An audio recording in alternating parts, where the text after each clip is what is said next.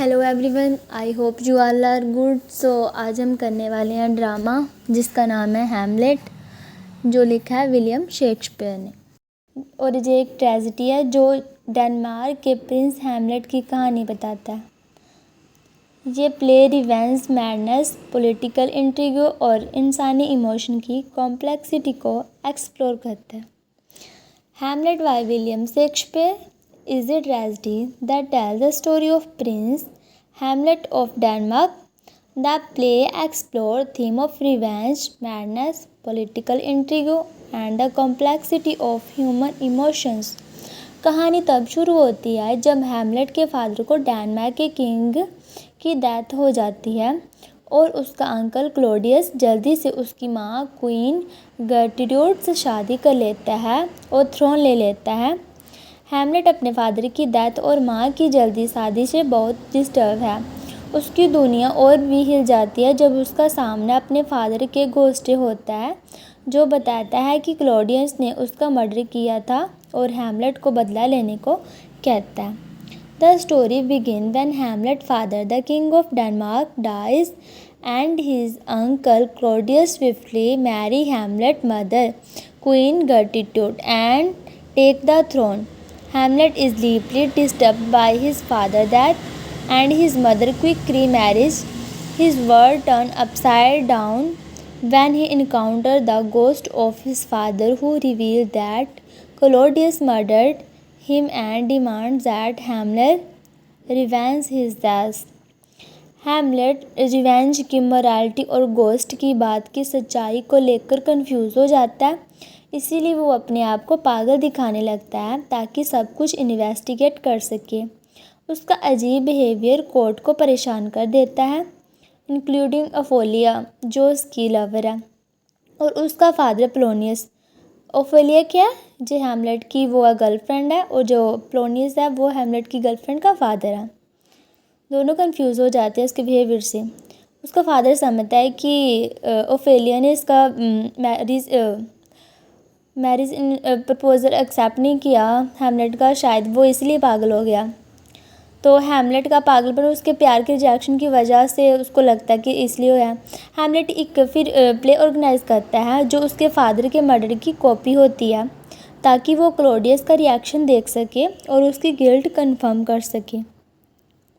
Hamlet struggles with the morality of revenge and the authenticity of ghost claim, leading him to his madness in order to investigate further.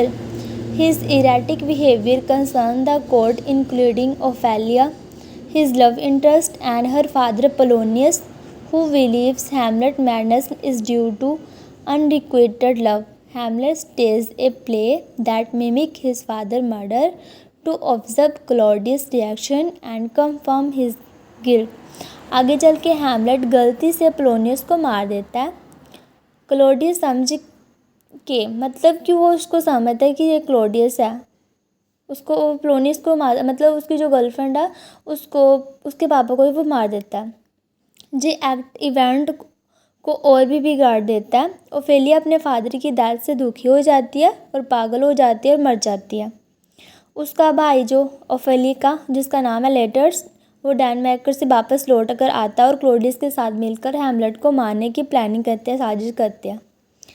As a play progress, Hamlet accidentally kills Polonius, mistaking by for Claudius समझ में आता है। This act spirals event out of control. Ophelia grief stricken over her father death descend into madness and drowns her brother later returned to Denmark and conspired with Claudius to kill Hamlet in a rigged duel.